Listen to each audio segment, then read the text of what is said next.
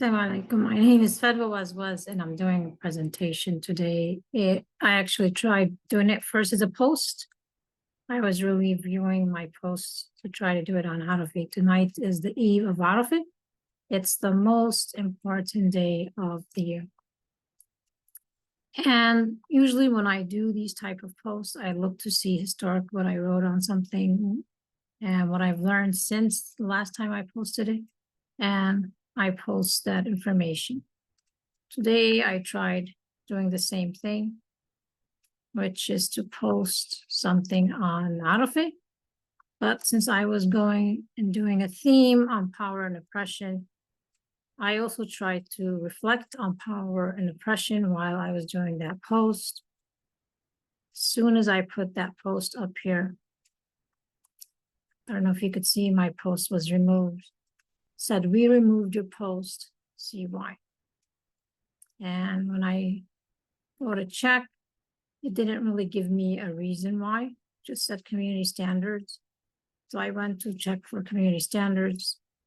There was really nothing that was in violation. The only thing that I recall mentioning was incinerating children. According to some people, that post was removed. Is it hurt their feelings? However, incinerating children, over every day we're waking up to children being incinerated, children being bombed, children being, it's hard to look at these scenes. It seems that that's okay.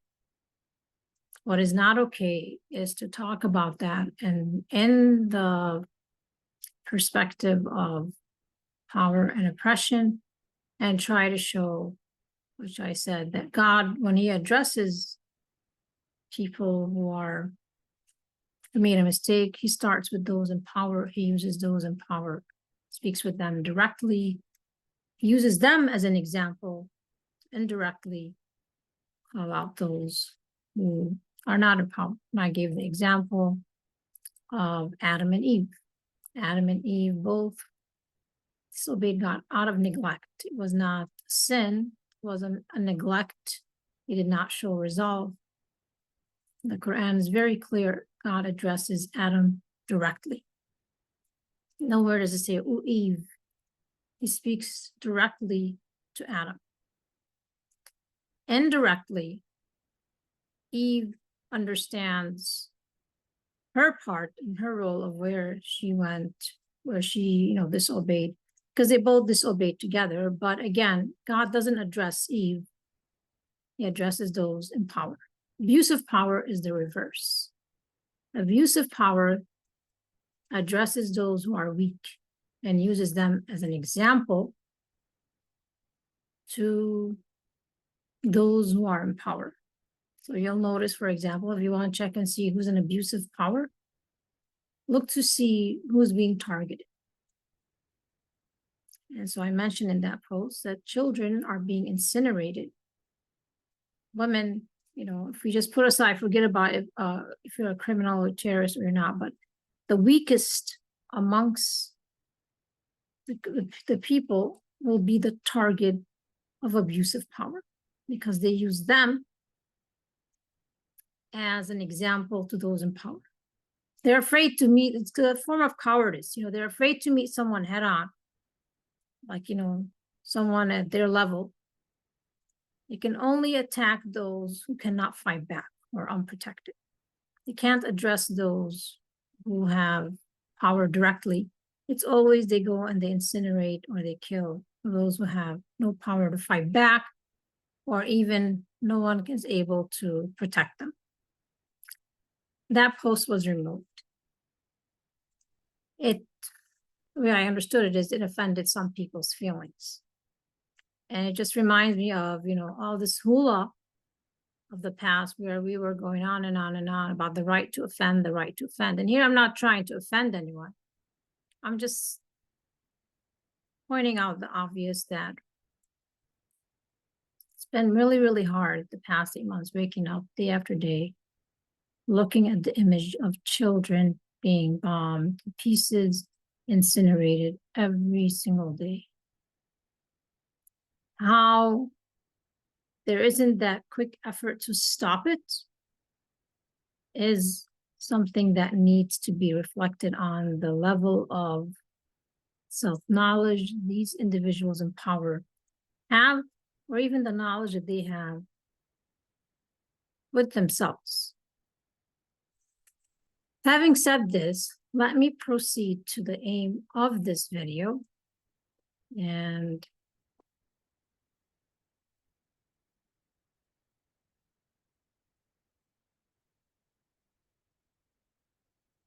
I said every year when I try to add on to this, I usually will take something and add on from before and keep adding. So today I'm just going to go with the one that I had tried to do today, but it was removed. And it was, again, this is going to be under the theme still of power and oppression. I addressed the part to deal with power and oppression, but here it's about the eve of Arafah, the day of knowing. Answer the call. So tonight, people will be all those who are away from the Arafah, and where the pilgrim is taking place, the pilgrimage, will be doing their kind of pilgrim at home. And those who are in Saudi Arabia will be now heading towards, or if they're not there, to the plain of Arafah. It's called the Day of Knowing. Some say it's the place where Adam and Eve, they met at that plain after, some scholars say, a long separation, like they came down to earth, they started searching for each other, and they found themselves on Arafah. Others say that Prophet Abraham, upon him peace, was taught about the rites of Hajj, sacred laws dealing with Hajj, the pilgrimage, Hajj meaning pilgrimage, on Arafah, on the day of Arafah, also at the plain of Arafah. So it's the best and most sacred day of the year for Muslims. Our life experiences help us to realize that knowing God as He wishes, or He wants us to know Him, is a very blessed gift. In fact, the greatest gift that one can have on earth is to know God. The Ma'arifah, knowledge of God. Let me share a story to help us reflect on something. A man came to Ibrahim ibn Adham. I shared this more than once. May Allah be pleased with him. And he said, Abu Ishaq, I'm unable to control my lower desire. Please give me something to help me with it. So if you accept 5 conditions, said Ibrahim, and are able to put them into practice, your disobedience will not cause you any problem. And the reason I mention this is because we're always speaking about immigration. We're always talking about immigration laws, immigration laws. But we're all immigrants here on earth.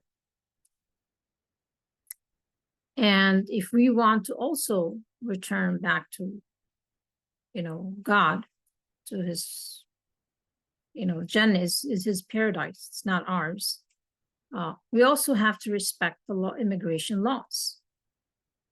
This is something that seems to be lost on people, that these life experiences that we are dealing with, they actually are aha moment for another life experience that we are supposed to be reflecting on, which is that here on earth, this earth belongs to God.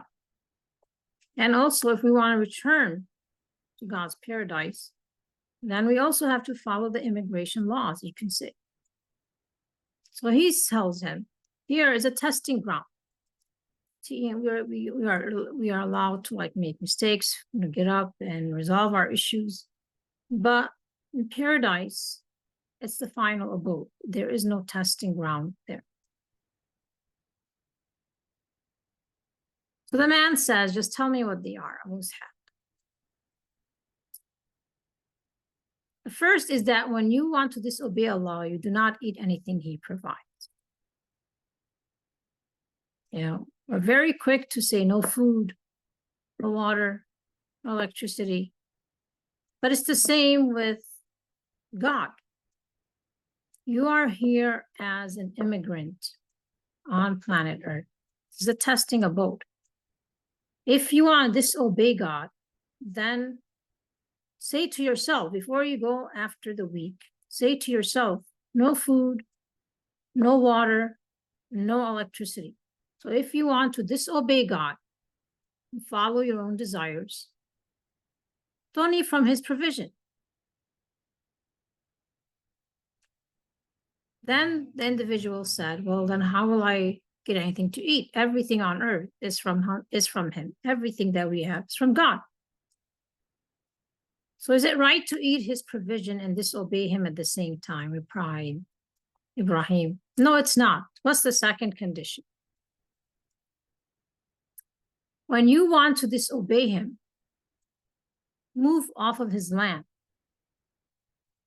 You know how they say, America, love it or leave it.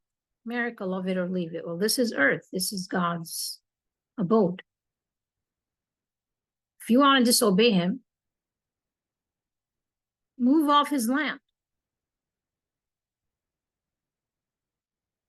It's even more difficult, exclaimed the man. In that case, where will I live? Then is it right to eat his provision, live on his land, and then disobey him? Asked Ibrahim. Notice he's not using shame. You see that? He's using cognitive therapy. He's having a conversation. Not using shame, not mocking him, just having a conversation. Like, think about your actions and what they are regarding the one who's providing you these provisions and these gifts. No, it's not. What's the third condition? When you want to disobey him in spite of eating his provision and living on his land, find a place where he will not see you and disobey him there. Find another place where he won't see you. At the very least, if you're going to disobey him, don't do it, in your face. Sometimes you can see like the peak of someone's like vileness. If they want to disobey somebody, like I just say, they come, they steal Palestine, and then in your face, they're like, here's a gun, and they got it, in your face, and they videotape themselves and they show the whole world. Everybody, like, it's kind of like someone, I kind of put it at the level of a guest comes to your home, and in your face, he wants to disobey the rules of your home and like make a mockery of him being, of you inviting him as a guest. What do you mean, Ibrahim?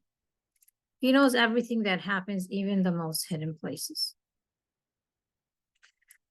So is it right to disobey him when you eat his provision, live on his land, when you know that he can see everything you do? And in this day and age, you can kind of apply it to that. There's so many cameras everywhere. Like you barely walk outside. Everybody has now cameras everywhere. So you should assume that you're being watched from every direction. Certainly not, the man replied. Tell me the fourth condition. That when the angel of death arrives to take your soul, you say to him, give me reprieve so that I can repent and act righteously for Allah. Like it is, again, you see, he doesn't tell him, go incinerate somebody. So therefore, you're right. Notice is a very thought-provoking question. It's also no walkout. Here's somebody who's dying. If you have so much power, challenge is then prevent this person from dying. Bring back the soul if you are true in your claim of independence. So here, Ibrahim Adham brings that very same question to light. Then prevent yourself, God is going to take your soul. Say, wait, I want to live a little more longer. Throwing bombs on children doesn't prove you're right. It just proves you're cruel, you're humane. But it doesn't prove that you are right or victorious.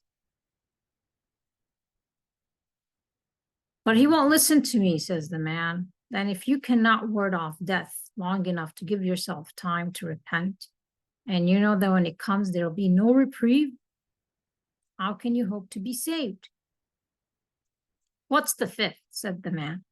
Then when the angel of fire, if you're going to disobey God, And God is not going to open the door of paradise for you because there are immigration laws, just like there are, you want to have immigration laws. People are always talking about immigration laws, immigration laws. Well, it's like, okay, well, there are immigration laws on earth. Everybody wants to have immigration laws for their country. And God also has immigration laws in heaven. And these experiences of having immigration laws are supposed to make you reflect on not the immigrant that's coming to your country, but you as an immigrant on earth going to transition as an immigrant into the next world. That there are immigration laws to get into paradise. So if you did not fulfill those conditions of immigration on earth, this is the abode of testing. I like to think of it not as testing, but as training.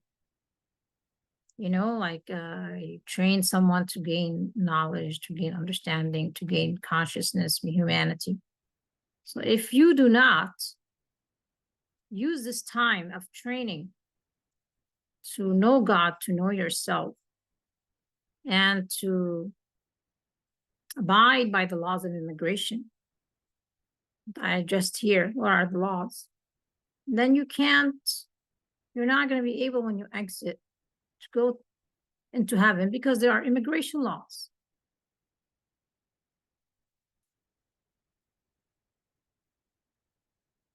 And so then he tells him, they will take me whether I like it or not, exclaimed the man.